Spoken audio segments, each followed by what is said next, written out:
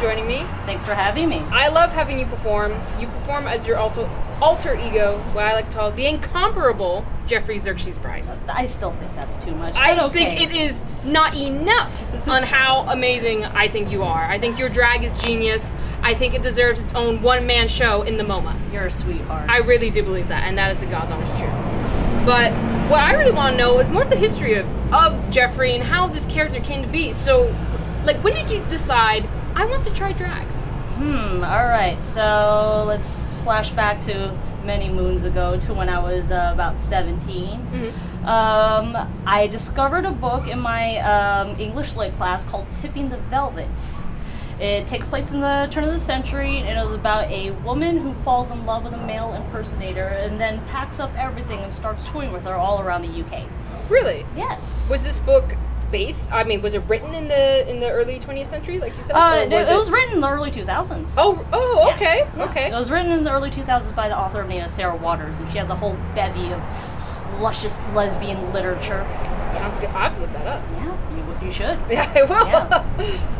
And so you were inspired by Tipping the Velvet, and so coming from, we had talked briefly before, a theater background, and obviously being inspired by literature, which is quite rare from what I hear drag kings, how they're inspired. How were you able to take what you got from theater and from literature and then put it into your first show? How was your first show performing?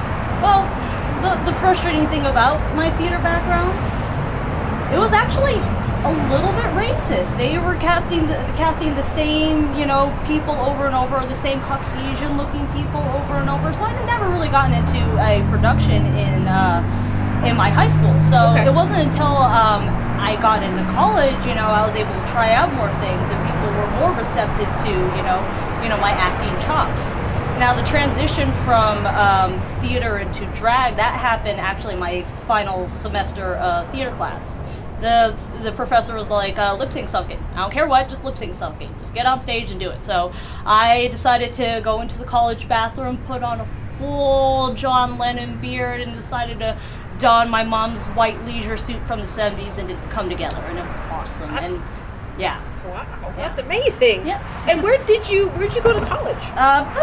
Just CSN here. Yeah. CSN, okay, Yeah. So a local, wow. I bet you that teacher was not expecting that. No, he wasn't. He was like, it made me think of the time I was hotboxing in 1973. And I'm like, thanks, man. You got it. Grateful Dead man. Oh my God. That's amazing. Yeah. But now, where did the name Jeffrey Xerxes Brice come from? What inspired the name? Jeffrey is just because I like the name. That's a good name. Xerxes actually means king in Egyptian, and it makes me think of Hatshepsut, which is a very little known female pharaoh. And in order for her to demand respect from her peers, she actually purposely donned on a full-on beard. Interesting. Yeah. Wow. That's actually... And Brice. Yeah. Let's finish the name. Let's round this out. Right. Brice is Fanny Brice. Who did, she's known as a famous singer, but did don on men's clothing and did some drag in that time period. I love how even in your name there is androgyny. Oh yeah. And there's so much meaning and depth behind that name. Oh yeah. I love all the silly drag queen names. I do love Alaska Thunderfuck. I do love, all the silly names. I used to know a drag king named Hey Would You Blow Me, retired now. Miss that guy, but yeah. Hey Would You Blow Me? Hey, would you blow me? Yeah, he's a great guy, But I, there's so much passion in it, and I wanted to have an iconic name like RuPaul. There's no other RuPaul. No. Yeah, there's no other Xerxes. Well, there's no other 300. Yeah. There's no other Jeffrey Xerxes Brice. Yeah. There's nobody like you, Megan. Honestly, there is none. I keep hearing.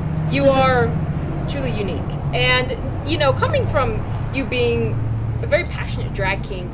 Could you, I know it's kind of a little bit off topic, a little weird, but could you ever date another drag king?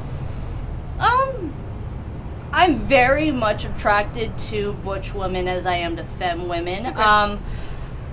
There's Latiga, right? Yeah, the ones that does the beach, JD Sampson. I think she's fucking gorgeous. Yeah, full on mustache. I just want to climb into her lap and be all like, "Daddy,"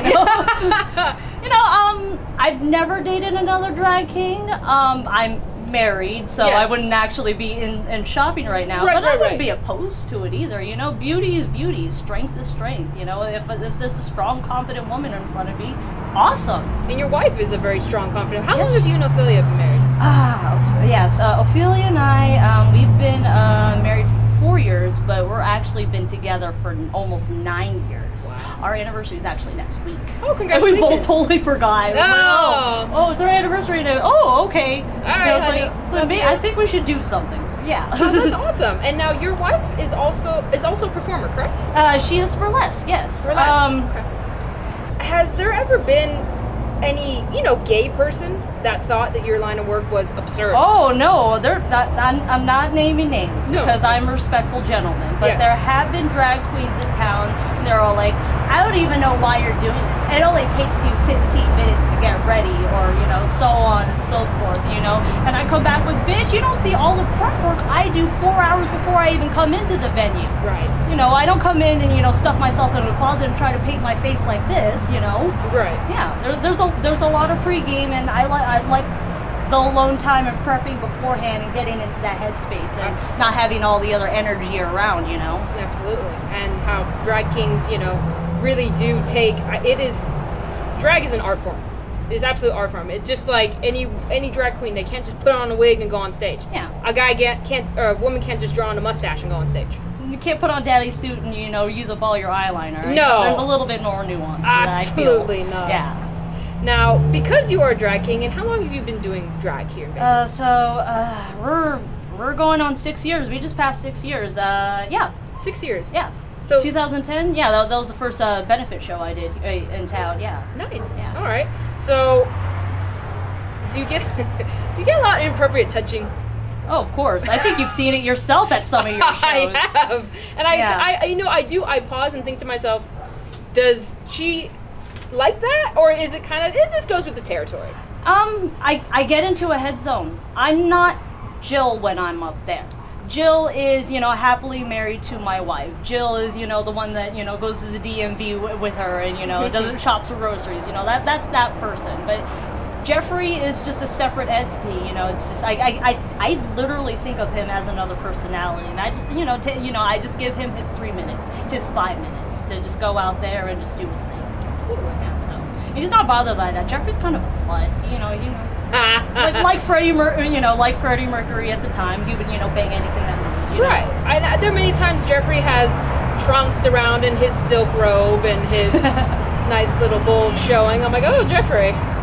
So, I'm very curious about this next question, if you don't mind, Joe. Are you in it for money? Are you in it for fame, sex, or something else? Oh. I think there's something else in here. There is. It's not for money. No. Definitely not. I'd be lying to say if it wasn't for fame. It's a little bit, but my biggest goal is camaraderie. Okay. I want a community in this city. I want there to be, 4, 5, 6, 7 other drag kings in town, and just have that support and that community, that sense of community. Everyone, expressing their art, being supportive of each other, promoting stuff, that whole thing. Right. I feel, and that coming from just being an outsider, I feel that there is more competition with drag queens. I don't feel that is here in Vegas. I feel there is a bigger sense of camaraderie. Would you say there is? Yes. For the Vegas Kings, I mean, of course. For the king, I try my best to be as supportive I can. I can't speak for all kings. Maybe there is some competition there that I'm not seeing. Maybe there is some drama there, but I'm not like that. I'm Switzerland. I try to stay as neutral and as outside as possible, and just take in the whole picture and see both sides. Fair enough. Is there, now, again, I've never heard of this, but do you believe, or is there any racism in drag king circles? To the best of my knowledge, no. Okay. But I don't think like that, I'm trying to put in that mindset, because thinking about race, thinking about all our differences, that separates us. And I'm just trying to see people as people. Right. Absolutely. Yeah. I have never heard of any racism in the drag king community, especially. I'm welcome to all types, all genders. I've seen folk kings in this town. I've seen Yes. Yeah, I've seen men that are born men, but they like to pretend to be drag kings on stage, and more power to them. That's great. Yeah. That's great. Spread the art. spread the art form. And that's wonderful, because I feel like there is such a big sense of probably competition when we go outside Vegas, when we go into LA, obviously San Francisco. But I mean, I don't know. Hopefully not. But I feel like in Vegas we have a very strong sense of, like you said, camaraderie. And hey, let's all support each other. Let's all. We're trying to. I think between the two of us, we're trying to build that foundation. It's getting there. It's been taking a couple of years, and there have been some kings that have come in and out of this community, but keeping our heads up and finding new talent, and yeah, right, which is amazing. Which I love it, and I know. For me personally, I know in 5 years you'll be headlining the world. But where would you like to take your performance? I can't. I'm not one of those individuals that can think 5 years ahead. I just can't. I feel like I'm one of those ones that fuck it up if I try to put too many plans too far ahead. Okay. So my goal for the next year is 2 very specific competitions. One, yes, I am getting my video together for RuPaul's Drag Race. I am. There's one other king that has auditioned and they rejected him, and he's amazing. You know Bland Insider. I do have Land Insider, Yes. but here's what I think, and me being a fan of RuPaul's Drag Race, I don't think RuPaul has the say, because he is a man performing as a woman. How could Mama Ru understand what a drag king goes through? He has enough connections in the community. Think of Murray Hill. That's yeah, true. Think of Landon. Think of all the other drag kings in the other major cities that have established themselves. He can just as easily pull in his resources and create a separate show or the same show. I wouldn't mind competing with Queens. I've been doing it since the beginning. Cool. Yeah. Wow. Bring it on. I'm working on my facial hair. I'm working on my contouring. I've been sewing more. I've been working on my own Shit, you've been sewing? I've been sewing. You can't buy, all, suits off the rack. Because, not so much it's my tiny little frame, you see. Yeah. And, the boys' clothes are cute, but the sleeves end here. Right, and Yeah. shoulders are so bulky. How do you... Yeah. Well, so in this year, you're getting your video together for RuPaul's Drag Race. And my other goal is Fudgy Frontage. He's the famous drag king out of San Francisco. Yes. He holds a international drag king competition every year as well too. And I've been back and forth with a handful of kings there. Just trying to save my pennies. To make that very expensive trip to San Francisco to compete. Now That's the other big goal too. Right. When is that in San Francisco? It's actually going on right now. It's actually going on this weekend, literally as we speak. Yeah. Okay. But so hopefully next year that can be somewhere. No, I wasn't ready. I didn't feel ready. Yeah. I'm still Jeffrey is still a work in progress. Right. I appreciate that you build me up so much and you see my vision, you see where I'm going with it, but I want this that much more fun.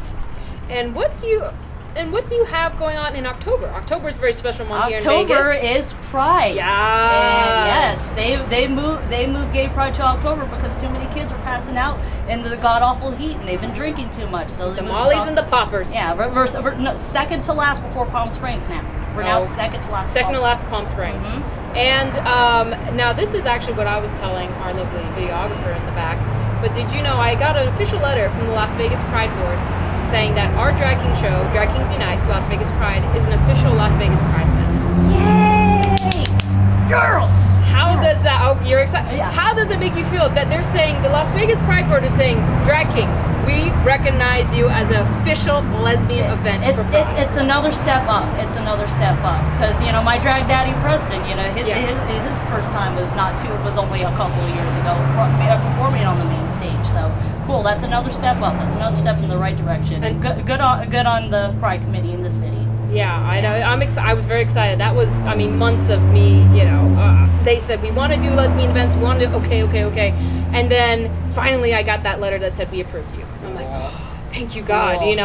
It's been so amazing. And I'm sure you know this, a lot of drag kings are our transgender siblings. They seem to go like hand in hand. What do you think about how these two communities seem to mesh so well? They just blend together in such a lovely, lovely way. Well, I'm not saying for all, because I identify as a woman at the end of the day. Right. But I do understand the kings in this city. You know, drag was kind of a stepping stone to them. It's like, hey, you know, I'm presenting myself on stage in front of these people as a man, and people are accepting of it. You know, for some kings, it can be a stepping stone towards, the transition. Yeah. Very cool. Well, and Jeffrey, I'm fully supportive of that. Find your true self. Exactly. Yeah. And that is what Jeffrey is about. Your true self. Yeah. You're like, yeah. And the ladies. No. and the occasional gent. And the occasional gent. A cute tushy is a cute tushy. Absolutely. Anywhere in the world. Cute tushy is cute tushy. Jill, thank you so much for sitting down with me. Thank you for having me. Thank you. Break a leg tonight, and we'll see you in October. Yeah. And I'll see you in October. Yes.